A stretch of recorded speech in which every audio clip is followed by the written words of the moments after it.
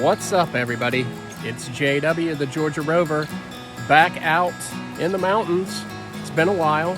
I haven't really had a chance to get any content up in a long time. Been a busy summer, and I am recovering from a bout with, you guessed it, COVID. Had that about a week and a half ago, 2 weeks ago, and things are doing better now. Still feel a little up and down at times, but all in all, fared fairly well from that. Got the vaccine back in April, and I think that helped me avoid some serious trouble. So, at any rate, it's good to be back out. Today, I am up in the Charlie's Creek area, up just outside of Clayton, Georgia, and gonna do some wandering around up here, hopefully get across the creek and go see what's going on. Last I heard, they graded the trail not too long ago, so things are probably pretty well smoothed out from what they normally are, but we'll check it out and see what's what. Also going to try to get some footage of other vehicles out and about today. Just kind of fun every now and then to see what everybody else is doing, how they get around stuff. So we'll do that, and then I'm going to jump back here in the Rover and make a quick adjustment using my gap tool to raise the suspension up about 1.5 inches, 1 3/4 over what the stock ride height settings are. So that applies to access height, standard height, and off-road height. It'll add about 1 3/4 inches to all of those. I could go higher with the setting, but I choose not to. But that gives me just a little bit of extra clearance, which I've never really run into an issue with, but we'll go ahead and do that and get started. So for those of you who aren't familiar with Land Rovers or some of the accessories and whatnot that are available for them, this is a fantastic tool to have. This is the Gap G3 IID Tool, and what this little magic box does is plug into your OBD2 port, and it allows you to do all kinds of cool things with it. You can customize vehicle settings. For me specifically, mainly what I use it for is adjusting suspension height. I've got a custom setting programmed in there. It's super easy to use. It allows you to do lots of other things as well. Reset faults. You can also go into vehicle configuration files and make some changes with it. But this is right around $450 to $500, and it is well worth having if you have a Land Rover or Range Rover. Highly recommend having this because it can get you out of trouble on the trails if you run into it with suspension faults. So make sure that you get yourself one of these guys. And just a quick little note, they're not paying me to do a plug. I just love this thing and it's fantastic. So I'm going to plug it in here and show you guys how it works. All right, so here is the gap tool plugged into the OBD2 port here in the LR4. I've got a 2011 LR4.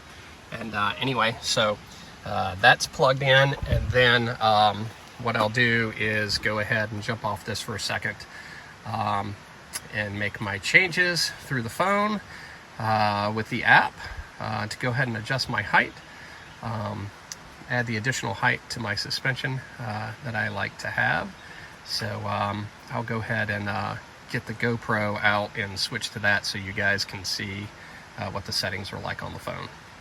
So with the vehicle on, I've got it, not that it matters, but I've got it in my off-road menu here so we can see changes take place. But I go to my phone to access the app for the gap tool, and it tells me about the connection. Go down here, search for tool, and it's found. It's gathering info, and we're good to go there. So it's probably pretty hard to see here on the camera, but what I do is I go to height adjust, and then you see it gives me some settings here, the default setting, of course factory settings, and then I've got a saved setting of JW off-road, which again gives me about 1 3/4 inches additional to the 3 presets that are in the vehicle. So I hit that. Let me make sure that's selected. Yep. And then I hit program, upload changes to vehicle. We hit yes. And then it tells me operation succeeded. continue. So now what I have to do is I got to start the Rover up, and then you should see here in a second, might be able to notice that, but it raises the suspension up to the value that I have stored for my settings. And then that's it. That's all you have to do. Jump out, quit, disconnect the tool. You're about to disconnect from tool. Do you wish to proceed? Yes. And it's just that easy. And so then I just disconnect the tool, and then I'm good to go. And so like I mentioned, whatever settings I hit from here on forward, whether it's access height, standard height, or off-road height, it will add an additional 1 3/4 that I've programmed in to all of those base settings. So it gives me just a little bit of extra peace of mind with clearance as I continue onward. And then over here, I have another feature installed in the Rover, which is extremely important. It is my release the Kraken or Karen switch. Today we're set to Kraken. I could go to Karen mode and unleash total devastation if I wanted to, but we'll just leave that in Kraken mode today, and that should be fine. So now that I've used the gap tool to add in my additional height setting, I'll just hit and go on up to my off-road setting, and the suspension raises me up and tells me my progress over here on the window. And we'll get them on up to off-road height, and we're all set. And so this is the LR4 in the off-road height setting.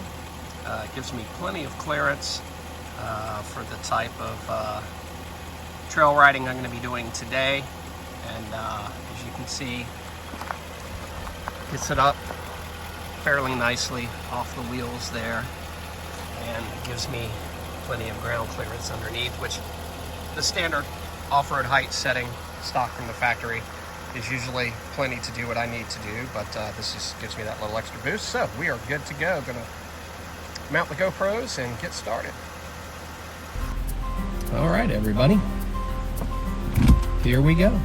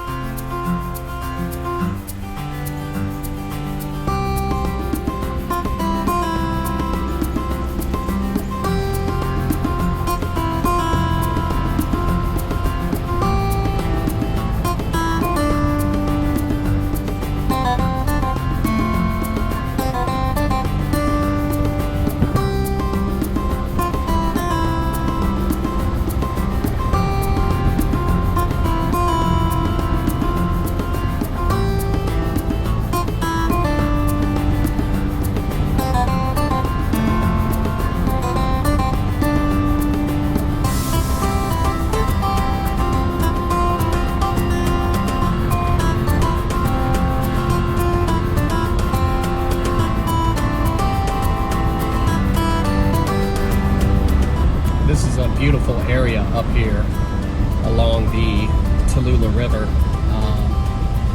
Lots of places you can fish, lots of places to camp. Just really gorgeous.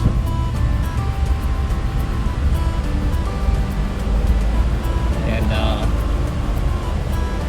you know, not too far from Metro Atlanta, if that's the neck of the woods you're coming from.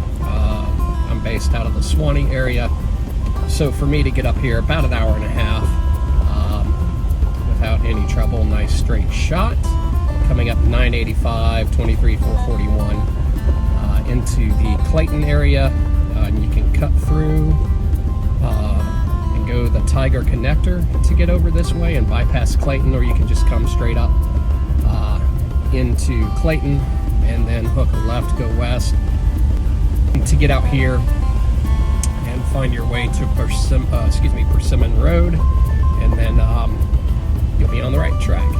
Like I said, it's real easy to get to.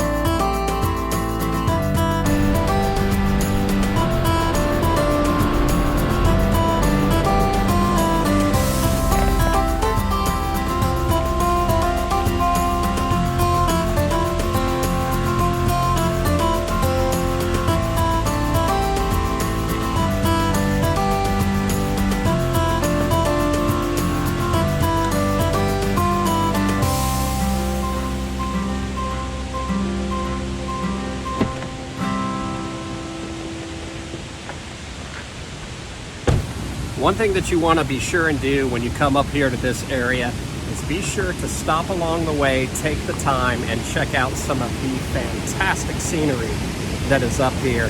And I'm going to flip the camera around here in a second and show you what I'm talking about. Just an amazingly beautiful place up here. The river is absolutely gorgeous. Lots of cool photo ops along the way that you don't want to miss. Definitely worth checking out. Just absolutely beautiful.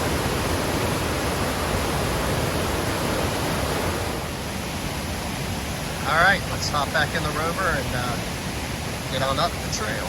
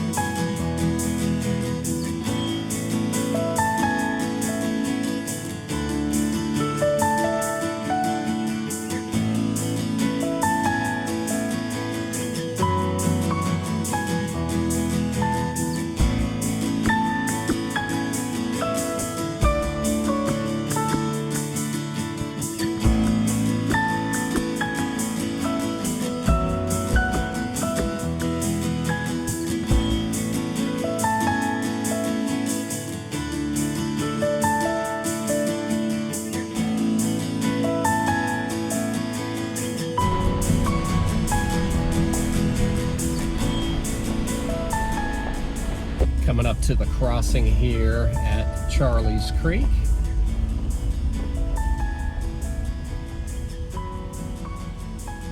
And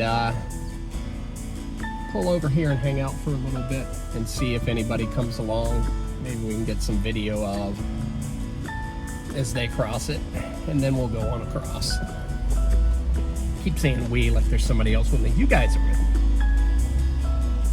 But really, it's just me. Here we are at the crossing for Charlie's Creek, which is just behind me here, as you can see there. And we'll walk over here and take a look and show you what that's all about.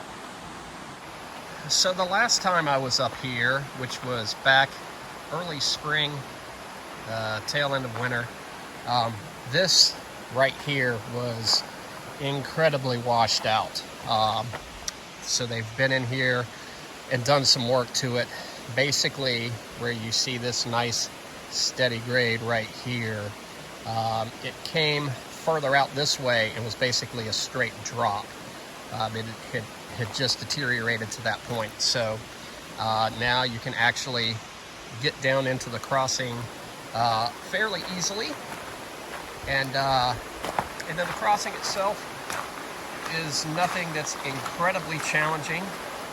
You take off through there, and then step up on this side over here and switch the angle.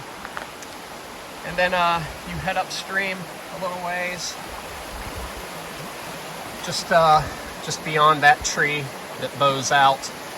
You take a right, and then you head up, and if you look right through there, between that tree and that tree, you can actually kind of pick up the road as it goes across there.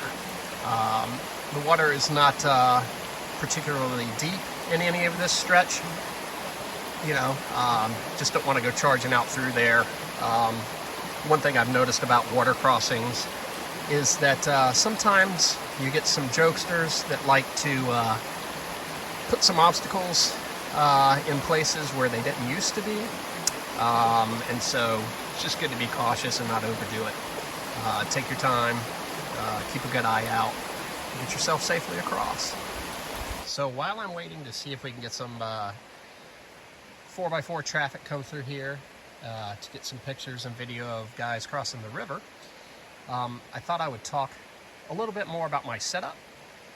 And there's not a whole lot to add to it other than, again, we talked about it earlier, the gap tool to give me the extra clearance extra height on the suspension, which is a nice feature.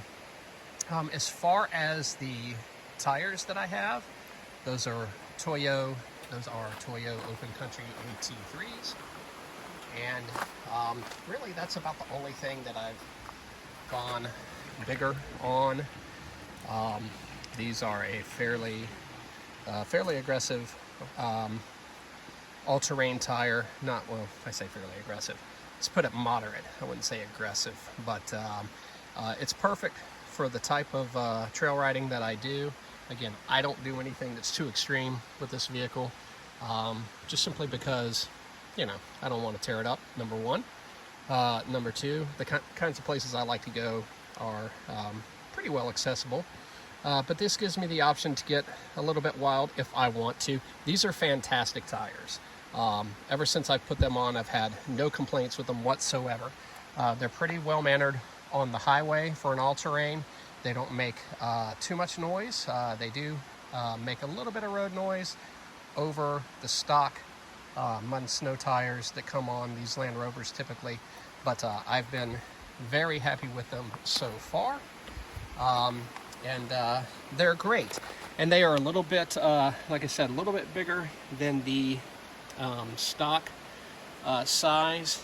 These are 255/60 19s. I know a lot of people understand the dilemma about 19-inch wheels for off-road, and reduction in options, especially for Land Rovers, of wheels that are available. So I just have the stock wheels, and it's not an issue.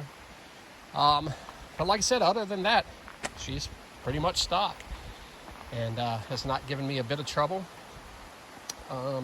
in terms of, well, really nothing mechanical, knock on wood, yet. But also getting me where I need to go. And of course, I did a video before that some of you may have seen where I made my own roof rack rails rather than spending a ridiculous amount of money through Land Rover. And since that video, I did make a slight update to them by just tapping into this mid-mounting point, putting another block here to give it more support, and now this thing is absolutely rock solid. Can support a nice amount of weight up top, doesn't make a lot of wind noise, and it works out very well.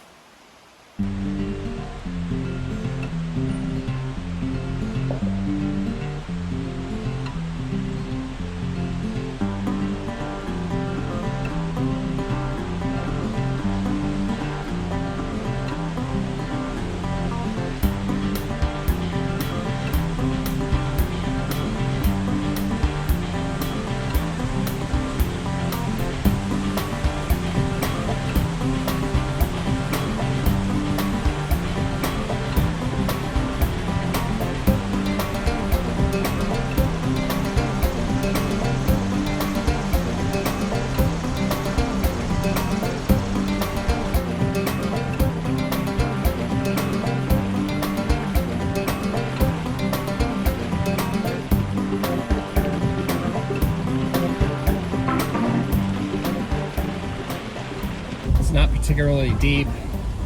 It's a little bumpy though, so no sense in beating ourselves up unnecessarily.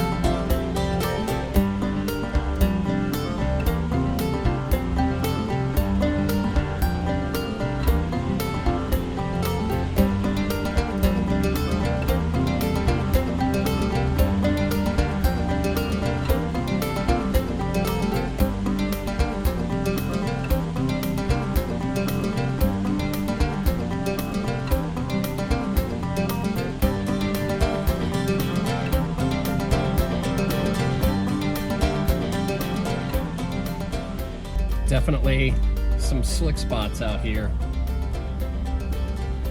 Rover's doing just fine, but it's not dry, that's for sure. Like I said, the majority of the spots you hit are fairly dry, but you're going to run into some wet spots on occasion that might give you a little trouble. But just pick a good line, ease your way through, shouldn't have any trouble at all.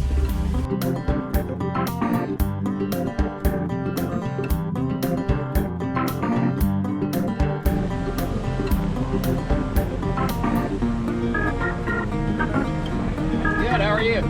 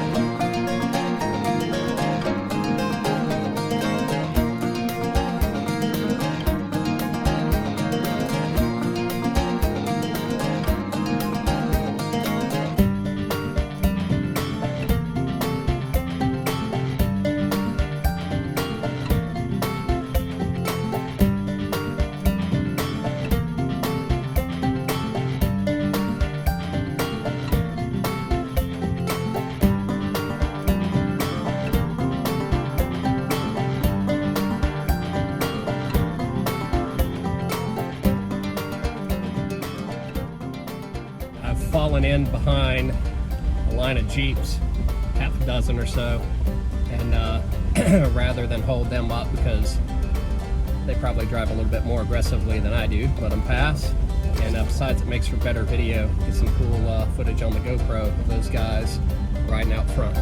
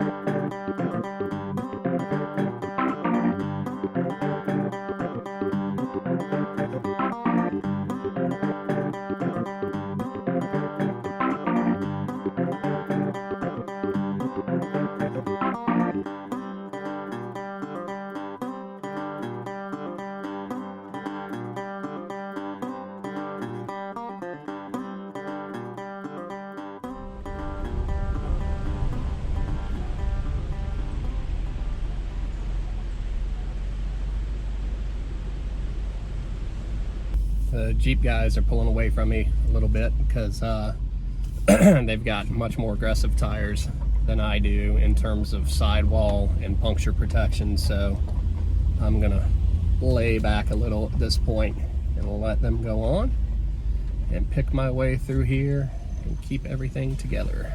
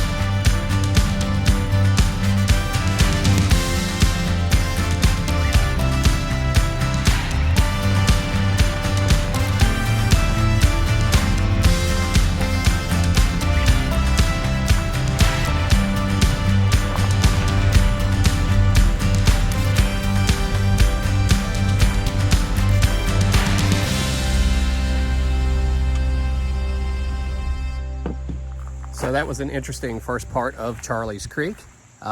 It was a little bit soupier than I had anticipated. Again, we've had some nice weather last several days, and you know, it takes the mountains a little bit longer to dry up, especially under the canopy, but made it through with no trouble.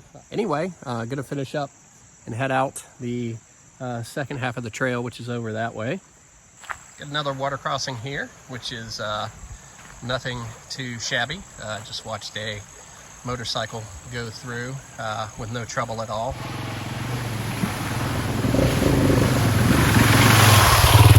Nice bike, fun to be trail riding on that for sure.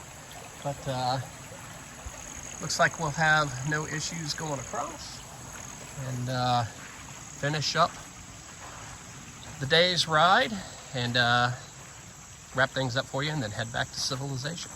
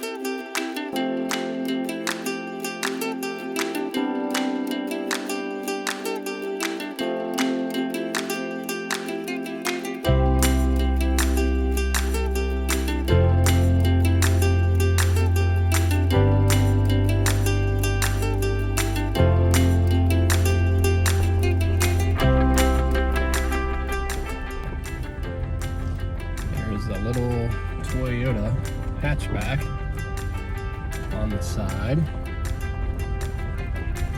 I find it hard to believe he came through from the side that I came from. It's a Prius. Wow.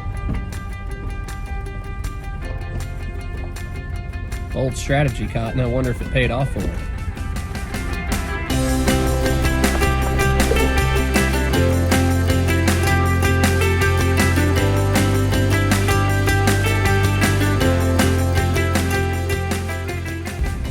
features that I absolutely love about the LR4 is that it's got hill descent control, and it really does a good job of battling gravity when you've got a steep hill to contend with, especially when you've got some terrain that's a little soft, a little slick. It can save you from some drama. And so I've got him engaged right now, and it's doing a nice job. This is a pretty decent grade here, and last thing I would want is for this to break loose. Trying to manually break it and end up slamming into a berm or a tree or a hole. Can do numbers to the suspension. So just make the smart choice and work with the hill descent control and keep things nice and drama free.